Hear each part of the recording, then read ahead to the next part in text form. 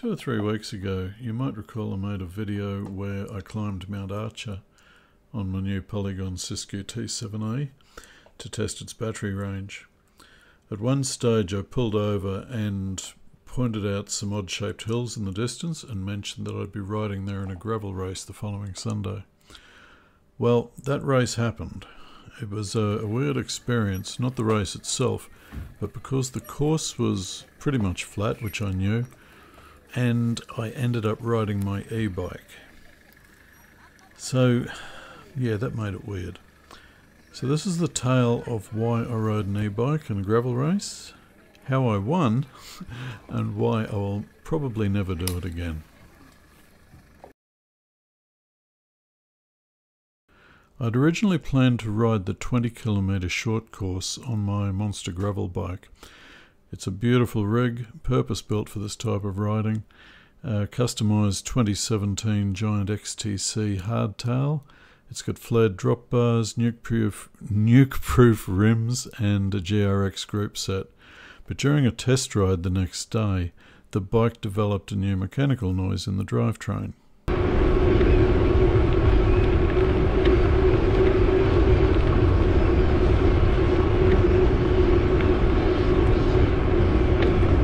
I assumed this clunking was the result of a failed repair we'd made to the metal cups in the bottom bracket, which had pulled away from the carbon housing.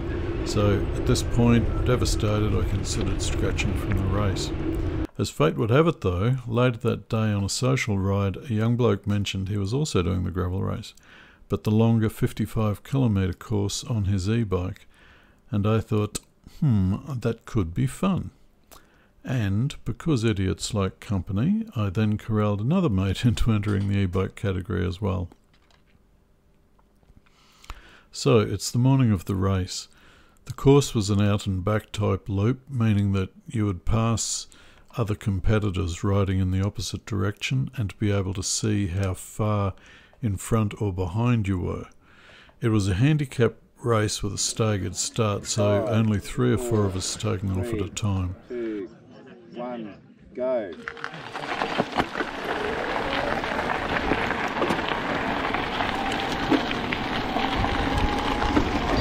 They put me and my mate Mark together, but the young bloke was 14 minutes later, probably assuming that over a 2-hour race he'd catch up to the old fellas. I understand that principle, but e-bikes don't care about age, just cut off speed. For the same reason, since the course was largely flat, I figured I'd be riding close to Mark for most of the way. Adding to the list of variables was the differing technology. We had me on the Polygon T7A with a Shimano EP801, the young bloke on his Yamaha-powered Giant Trance E, and my mate Mark on his Bosch-powered Focus, so it was all over the shop.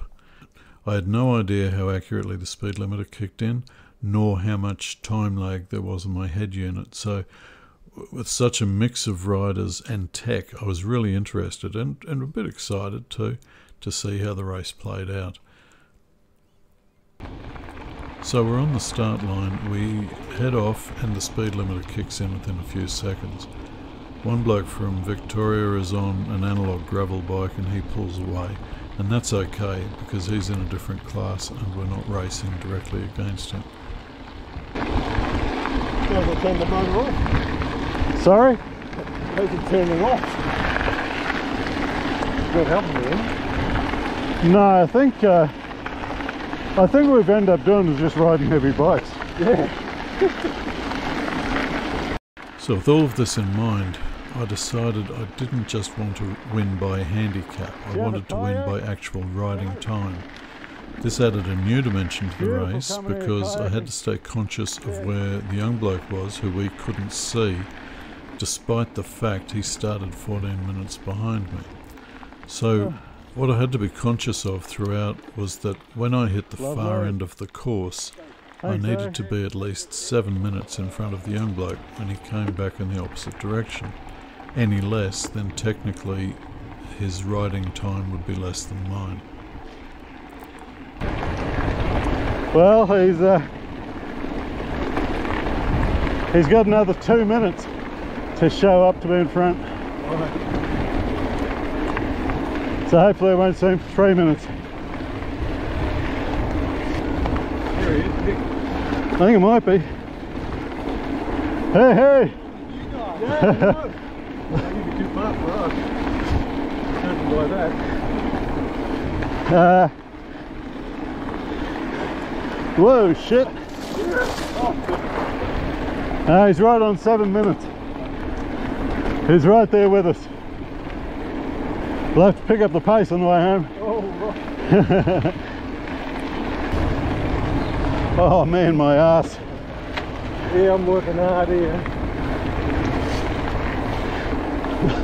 20 k's to go. 35. Hey? 35. Yeah. 40 kilometres into the race, Mark and I Yeah. are still more or less Holy side hell, my by side, ass is feeling sitting this. on or just above the speed limiter. It's been painful for 40 kilometres. You can't hear the motor over the tyres Probably travelling doesn't help. across I the went for a loose silly gravel, ride and the yesterday, head so unit lag means that in the the reported afternoon. speed isn't in real time. Yeah. So the motor is constantly kicking on and Oh. off. Jesus. At one point after coming It's down a alright, slight bud, you hill, can I do it. pushed into the descent and hit about 45 kilometres an hour. I was feeling pretty good, apart from my aches and pains and whinging, I was feeling pretty good. I looked back, Mark was nearly 100 metres behind me. At this point I realised what I had to do. The only way I was going to keep in front of him was to gun it, to forget the motor.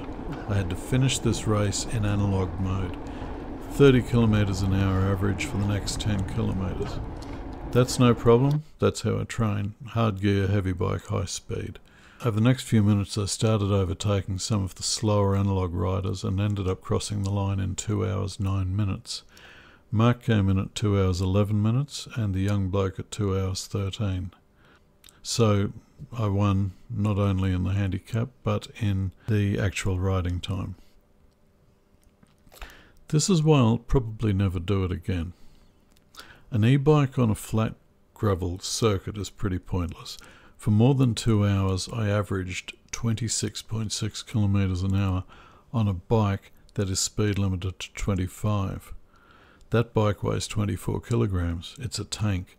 I would have been far better off riding a comfortable 30 kilometres an hour on my 11 kilogram monster gravel bike. In the end, I would have finished 20 minutes faster and I wouldn't have exerted near as much energy. So that's why I probably won't do it again. I enjoyed riding the e-bike in a flat gravel race, but only once. I know the trick to winning it now. In fact, I knew way too early that I was going to win the race, and that made it boring. In future, I'll stick to analogue bikes for gravel races. There will be one exception though. If there are other competitors with my sort of build who like to blow out their lungs and legs on a 10k endurance sprint at the end, yeah, that'd be really interesting. If that becomes a thing, that would be really interesting. Because we just don't know how the sport of e-biking is going to progress over the years ahead. And I kind of can see a point where it branches away from conventional mountain biking, so you're just having e-bike races. And on a purpose-built course with a few flowy hills, yeah, that'd be fun. Righto. Thanks for your company. Here's a few more videos you might enjoy. If you enjoyed that one, please give us a thumbs up and subscribe. That would mean the world to me. Righto. See you out on the trails next time. Bye.